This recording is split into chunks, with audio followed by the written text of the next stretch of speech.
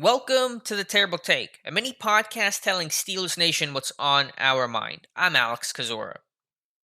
I know most Steeler fans, myself included, are running out of ways to praise a guy like TJ Watt. Not that he needs my endorsement. He's one of the top 2 or 3 best defenders in football and one of the game's best players, period. The track he's on will one day put him into the Hall of Fame.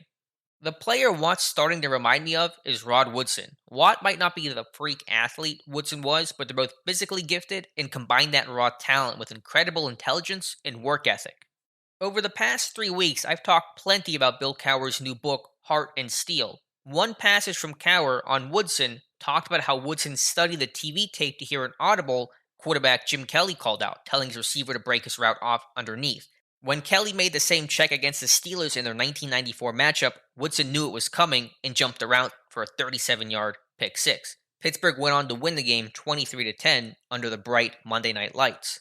All throughout last year, Watt talked about doing the same thing. With no or limited crowds, he relied on TV tape to listen to the quarterback's cadence, pre-snap calls, and deliver that information to teammates to help them jump the snap and anticipate changes at the line.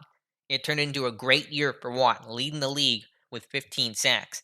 That advantage may go away this year with stadiums expected to be packed again, but it shows how far Watt is willing to go to gain the winning edge. When you combine great talent with an unstoppable work ethic, you get guys like Rod Woodson and TJ Watt. It's how Woodson attacked his career and rehab from his torn ACL, allowing him to play in the Super Bowl later in that same year. It's how Watt overcame injuries in college, a position switch, and turned himself into an absolute force of nature in the NFL. There aren't many guys like that in football. In Steelers history, it's guys like Woodson, Watt, Dirk Dawson, and Troy Polamalu.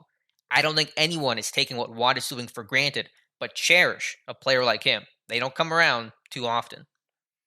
Be sure to follow us at SteelersDepot.com and check out episodes of The Terrible Take every weekday at 5 p.m. Eastern Time. And check out The Terrible Podcast with myself and Dave Bryan every Tuesday and Friday.